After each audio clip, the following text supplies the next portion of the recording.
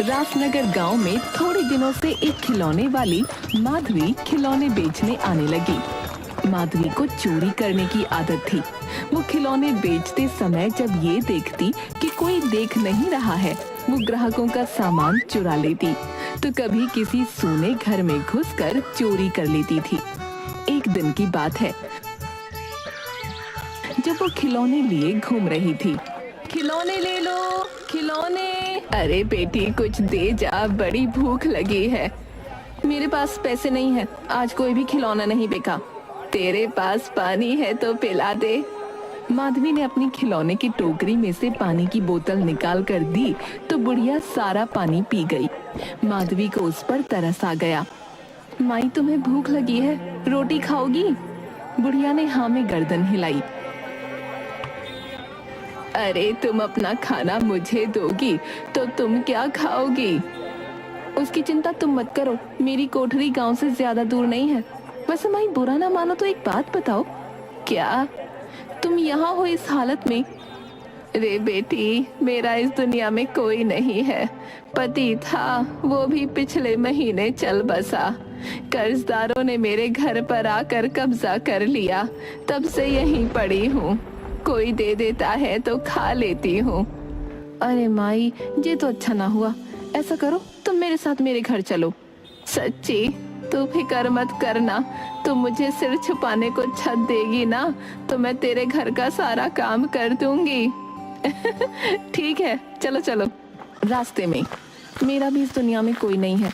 मैं अनाथ आश्रम में पली बड़ी हूँ। बड़ी हो गई तो उन्होंने भी भगा दिया कि जाओ अब अपने रहने खाने का इंतजाम खुद करो। तुमको इस हालत में देखकर मुझे अच्छा ना लगा। माधवी की छोटी सी कोठरी में जरूरत का सारा सामान था।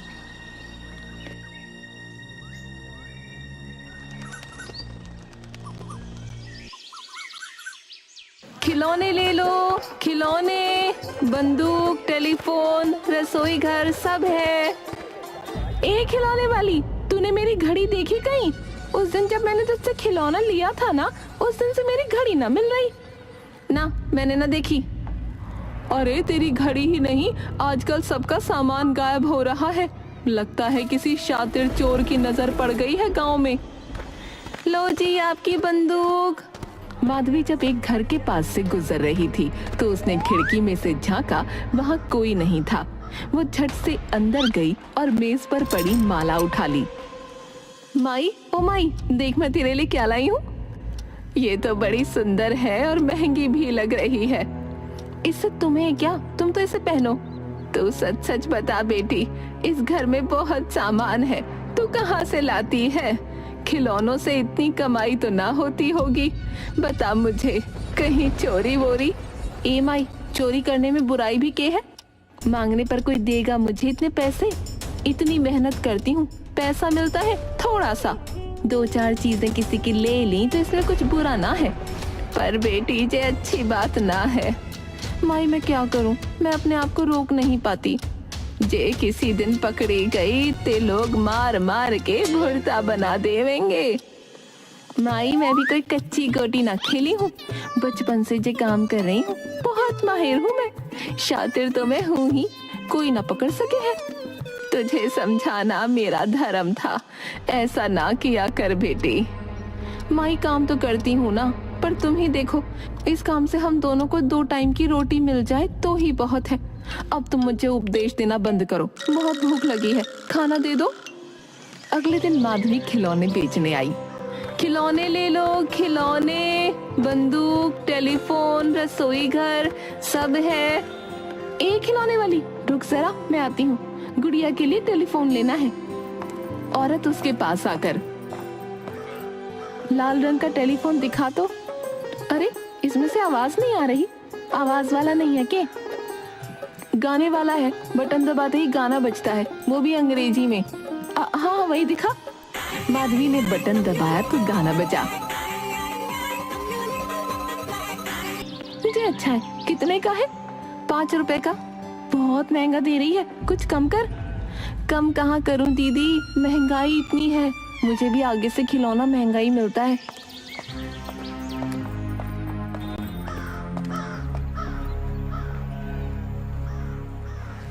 अरे ओ, ये साड़ी तो मेरी है, बहुत दिनों से गायब थी, तेरे पास कहाँ से आई?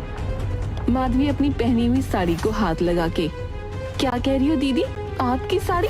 नहीं नहीं, ये तो मेरी है। अरे मेरी आंखें धोखा ना खा सकती, ये मेरी ही साड़ी है, चोरनी कहीं की।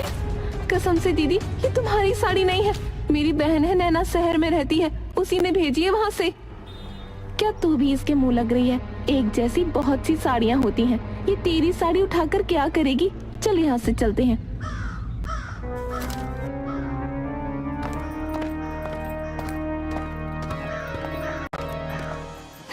आई बड़ी मेरी साड़ी है। गांव में पंडित बैजनाथ माने हुए आदमी थे। उनका बेटा सोमनाथ कई वर्षों से शहर में पढ़ रहा था। अचानक उनकी तबीयत खराब होने पर वो शहर से गांव आया।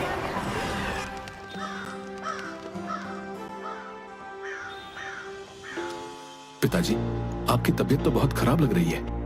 हाँ बेटा, अब तो खड़ा भी नहीं हुआ जाता। अचानक बैजनाथ गिर गया। डॉक्टर ने आकर देखा। आपको आराम की जरूरत है, अब आप बिस्तर से बिल्कुल नहीं उठेंगे बैजनाथ जी, समझ गए ना? वरना मैं कुछ नहीं कर पाऊंगा।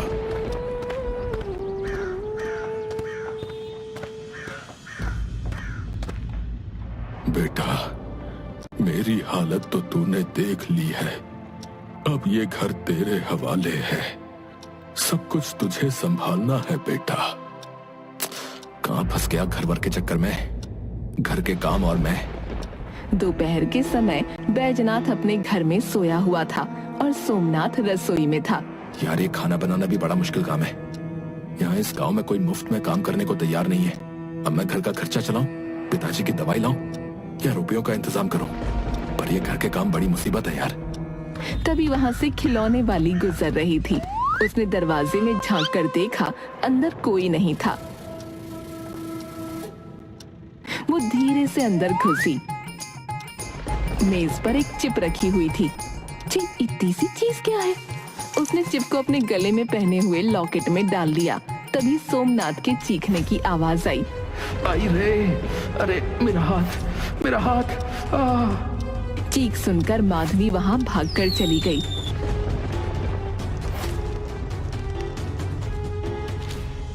फिर सोमनाथ ने अपनी चिप को ढूंढा। अरे मेरा जीपीएस, ये कहाँ गया? ये कहाँ की लोकेशन है? मतलब मेरा जीपीएस किसी और के पास है। खिलौने ले लो, खिलौने ले लो। वो जैसे जैसे इधर उधर जाने लगी, लैपटॉप में लोकेशन दिखने लगी। तो ये है चोरनी नंबर 1। मेरा जीपीएस मेरे ही घर में घुसकर ले गई। इतने में वो वहां से चली गई। सोमनाथ लैपटॉप पर उसकी लोकेशन देखने लगा और थोड़ी देर बाद ये चौधरी के घर में गई, अब सेठ के घर में। कुछ देर बाद बड़ी सेठानी बाहर आकर चिल्लाने लगी। अरे ये क्या हो गया? अब तो इस गांव में दिन दहाड़े चोर घुसने लगे हैं, कोई कुछ करता क्यों नहीं?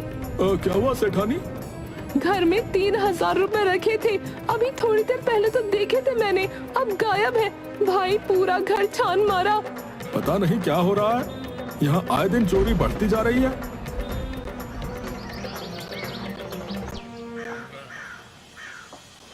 खिलौने ले लो। जरा आना तो। खिलौने बेचने के अलावा तुम्हें और क्या काम आता है? मेरा मतलब है घर का काम आता है? मुझे घर का सब काम आता है, पर मैं खिलौने बेचती हूँ। किसी के यहाँ काम करना मुझे अच्छा नहीं लगता। अच्छा लगे ना लगे, तुम्हें कल से मेरे यहाँ काम करना है, समझी? कहा ना तुमको मैं नहीं करती काम। तुमको तो काम करना पड़ेगा, वरना मैं तुम्हारी सारी पोल खोल दूंगा। और जो गांव वाले ना, पहले तो तुम्हें खूब मारेंगे, फिर पुलिस में देंगे, फिर वो भी तुम्हें पीटेंगी। जबान संभाल के, क्या फालतू बोल रहे हो? आवाज नीचे, मुझसे ऊंची आवाज में मत बोलना, वरना ठीक नहीं होगा। तुम कल दोपहर 2 बजे सेठ के घर में घुसी, वहां से रुपए चुराए, मेले में 3 घंटे रही, फिर थोड़ी देर बाहर वाले मंदिर में गई। तुम्हारे घर के बारे में बताऊं या तुम मेरे घर में कब घुसी वो बताऊं? के सबूत है चोरी मैंने की है? तुमने कब कहां चोरी की, तुम किस समय कहां थी, मुझे सब पता है। तुम जहां जाओगी मुझे पता चल जाएगा। बोलो, तुम्हारा किया सबको बता दूं? नाना भैया ऐसा मत करना, मुझ गरीब पर थोड़ा रहम करो। मेरे घर में बुढ़िया माई है, मेरे सिवा उसका कोई नहीं है। तुम जहाँ भी जाओगी मुझे सब पता चल जाएगा, समझी? भैया तुम अंतर्यामी हो के? हाँ, मैं सब जान जाता हूँ। अब तुम्हारी सजा ये है कि तुम सुबह से शाम तक यहाँ मेरे घर में रहोगी, घर का सारा काम करोगी और मेरे पिताजी की देखभाल करोगी, समझ गई ना? फिर उसका चेहरा देखकर, मैं जानता हूँ तुम बहुत चालाक हो, पर मेरे साथ जरा भी चालाकी की तो मैं गांव वालों को सब बता दूंगा। नहीं नहीं भैया तुम फिक्र मत करो, मैं सब काम करूंगी।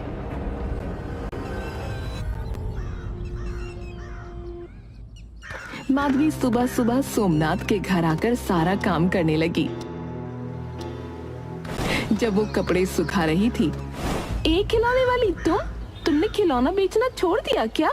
हाँ दीदी, खिलौनों से तो इतनी कमाई होती नहीं थी कि घर चल जाए, इसलिए अब भैया के यहाँ काम करती हूँ। पंडित जी की तबीयत खराब रहती है और उनका बेटा शहर से आया है तो दिक्कत हो रही थी। वैसे कितने पैसे दे रहा है तुझे? सच्ची बताऊं दीदी, ये भैया ना एकदम कंजूस आदमी है, कंजूस मक्खी चूस। मुझे पहले पता होता तो बिल्कुल काम ना करती, पर पंडित जी की हालत देखकर मुझे उन पे तरस आ गया, इसलिए कर रही हूँ। बेटी जरा पानी तो देना। माधवी कपड़े छोड़कर अंदर चली गई। हे राम, सुबह से काम कर करके थक गई, इनके घर का काम खत्म नहीं होता कि खाना बनाओ। तभी सोमनाथ आ गया। अच्छा, तो महारानी जी यहाँ बैठकर आराम फरमा रही हैं। ऐसा मत कहो भैया, सारा काम खत्म करके बस अभी अभी बैठी थी कि तुम आ गए। ज्यादा जुबान मत चलाओ। ये लो रुपए, बाजार से राशन लेकर आओ। ये काम भी मैं करूं? तुम नहीं करोगी तो कौन करेगा? और हाँ, सीधी जाना और जल्दी आना, और हिसाब में गड़बड़ी की तो सोचना भी मत। हिसाब में गड़बड़ी की तो सोचना भी मत? मैं तो खाली चोर हूँ, तू तो घंटाल आदमी है। माधवी एक पेड़ के नीचे जाकर बैठ गई। चलो अच्छा है, इसी बहाने थोड़ी देर आराम करने को तो मिला। ना तो घंटाल ने अपने घर की नौकरानी बनाकर रख दिया है, अब तो जब मन करेगा तब जाऊंगी। फिर वो मेले में जाकर चाट खाने लगी। भैया बड़े मजे की चाट है तुम्हारी, एकदम चटपटी। बहुत घूम ली, अब उसके घर का राशन ले जाती हूँ। माधवी रिक्शे में बैठकर राशन ले आई। ओ महारानी, तुम राशन लेने गई थी या बनाने? पूरे 4 घंटे बाद आई हो, वो भी रिक्शे में बैठकर। इसके पैसे कौन देगा? तुम दोगे? तुम्हारे घर का राशन है। और जो तुम मेला घूम कर आई हो उसका? मेला? कौन सा मेला? मुझसे झूठ बोलना बेकार है। तुम जहाँ जितनी देर रुकी हो मुझे सब पता है। बरगद का पेड़, मेला, जिस दुकान से राशन लिया, सब। तुमको सब कैसे पता चल जाता है?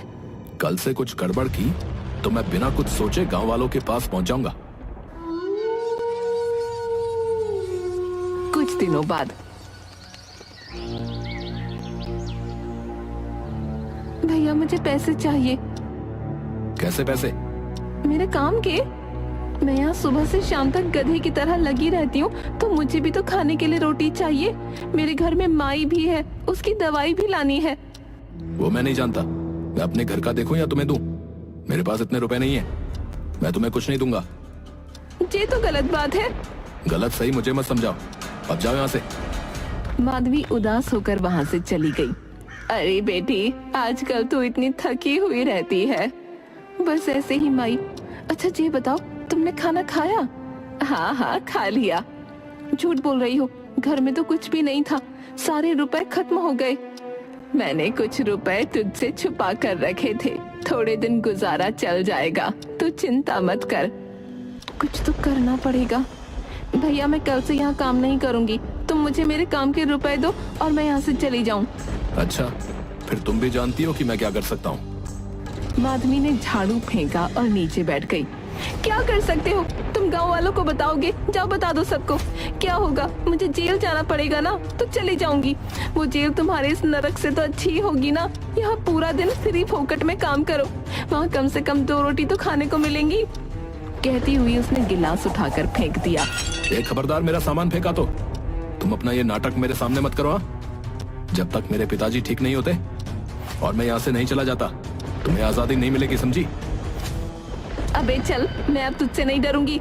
अब तो चाहे जेल जाना पड़ जाए, पर इस घर का काम नहीं करूंगी। तुझे मुफ्त की नौकरानी चाहिए, रुपया खर्च नहीं होता, नास पीटा कहीं का। जबान संभाल के, अब आगे कुछ भी बोली तो अच्छा नहीं होगा। तुम मुझे जानते नहीं हो, मैं तुम्हारे बारे में क्या क्या जानता हूँ। खाली जेल ही नहीं जाओगी, कोई तुम्हारी सूरत देखना भी पसंद नहीं करेगा। माधवी घबरा गई और झाड़ू उठाकर सफाई करने लगी। रोज रोज का नाटक लगा रखा है। दोपहर को माधवी सामान लेने गई तो रास्ते में महादेव का मंदिर दिख गया। वो मंदिर में गई। माधवी हाथ जोड़कर, हे भगवान, मेरा उस घंटाल आदमी से पीछा छुड़वा दो। मैं कभी चोरी नहीं करूंगी, सच्ची मैं छोड़ दूंगी। वो निराश होकर बाहर गई तो वहाँ माई मिल गई। अरे माई, तुम यहाँ? घर में जी नहीं लग रहा था तो मंदिर आ गई। दोनों वहीं बैठ गईं। कितनी थकी हुई लग रही है। तभी उसकी नजर माधवी के लॉकेट पर पड़ी। इतनी गर्मी में जे इतना बड़ा लॉकेट पहनकर घूमती रहती है। जे बचपन से मेरे गले में है, इसमें मेरे माँ बाबूजी की फोटो है। अच्छा देखा तो। वो लॉकेट खोलती है तो चिप दिख जाती है। जे कचरा भर कर रखा है इसमें। चिप निकालकर सड़क पर फेंक देती है और उस पर एक बैलगाड़ी चढ़ जाती है। अरे, लोकेशन क्यों नहीं दिख रही है? लगता है जीपीएस मतलब चिप खराब हो गई। हे भगवान। जब माधवी वापस आती है, तुम्हें कितनी बार कहा है, बाजार में घूमकर समय बर्बाद मत किया करो। यहाँ बहुत काम होता है और तुम मजे से बाहर घूमती रहती हो। माधवी चुपचाप अंदर चली गई। अरे, आज तो मैं बाजार गई ही नहीं, मंदिर गई थी। इस घंटाल को पता क्यों नहीं चला? मुझे भूख लग रही है, जल्दी से खाना लेकर आओ।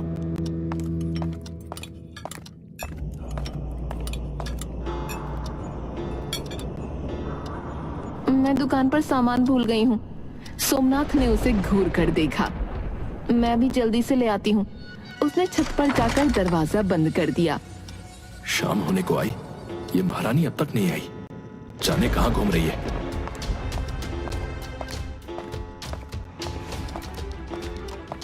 आ गई महारानी। तुम्हें बस बहाना चाहिए बाजार जाने का। बाजार नहीं भैया, वो गांव के बाहर कांति की दुकान पर गई थी। हाँ हाँ, मेरा मतलब वही दुकान कह रहा था मैं। भैया मैं भूल गई, मैं कांति की दुकान पर नहीं, मेले में एक दुकान है वहाँ गई थी। अच्छा हाँ, मैं वही तो कह रहा था। मतलब घंटाल आदमी की घंटागिरी निकल गई। उसने हाथ में लिया हुआ डब्बा फेंका और आंगन में आकर चिल्लाने लगी। अरे सुनो गांव वालों, सुनो, देखो ये भैया मुझ गरीब पर क्या जुल्म ढा रहे हैं। गांव वाले इकट्ठा हो गए। अरे क्या हुआ, शाम ढली इतना क्यों चिल्ला रही है? मैंने सोचा था जे भैया अच्छा आदमी है, पर जे तो बहुत खराब है। मुझसे इतने दिन से कुत्ते की तरह अपने घर का काम करवा रहा है। अब पैसे मांग रही हो तो बोलता है नहीं दूंगा। दीदी तुम ही बताओ जे क्या बात है? हाँ बात तो सही है भैया, ये बहुत काम करती है, मैंने खुद देखा है इसे। अब ये सोमनाथ इसकी मेहनत के पैसे नहीं देगा तो ये तो ठीक नहीं है। ए सोमनाथ, बाहर निकल, छिपकर मत बैठ, बाहर आ।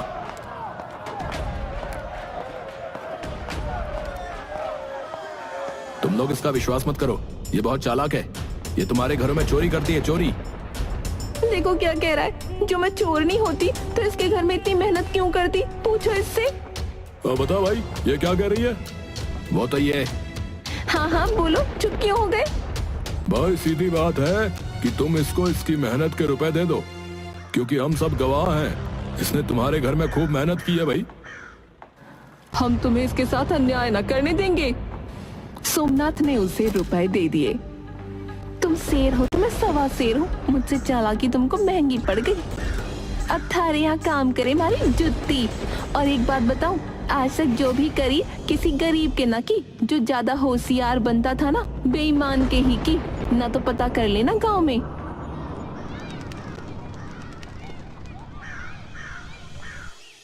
माई अब इस चोरी चकारी के काम से बाहर निकलना है मुझे। अरे बेटी, इसी काम के लिए तो मैं आई थी। क्या कहा माई? कुछ नहीं कुछ नहीं, मैं बोल रही थी तुम बस मिट्टी के बर्तन और अलग अलग तरह के खिलौने बनाओ और कुछ लकड़ी के खिलौने बनाना मैं तुम्हें सिखा दूंगी। क्या सच में माई? आपको बताए मेरी माँ लकड़ी के बहुत अच्छे खिलौने बनाया करती थी।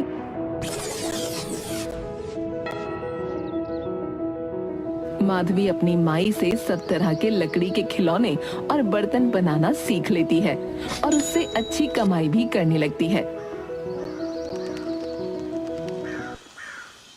माई, माई तुम कहाँ हो? कहाँ गई होंगी? आज से पहले तो कभी ऐसे बिना बताए नहीं गई। तभी माधवी को सामने रखा लकड़ी का एक गुड्डा दिखाई दिया। अरे ये किसने बनाया? क्या? नहीं नहीं, ये माई ने बनाया है मेरे लिए। क्या माई मेरी अम्मा ही थी? तभी आसमान से एक आवाज आई। हाँ बेटी, मैं बूढ़ी माई बनकर तुझे सही रास्ते पर लाना चाहती थी और अब तू खूब अच्छे से काम कर और अच्छा जीवन जी। किसी अच्छे से लड़के से शादी कर अपना संसार बसा। खुश रह बेटी। ये गुड्डा वही है जो बचपन में मैंने तुझे बना कर दिया था, तेरा राजकुमार। इतना बोलकर वो गायब हो गई। माधवी वहीं बैठकर रोती रही। खिलौने ले लो, खिलौने, खिलौने ले लो।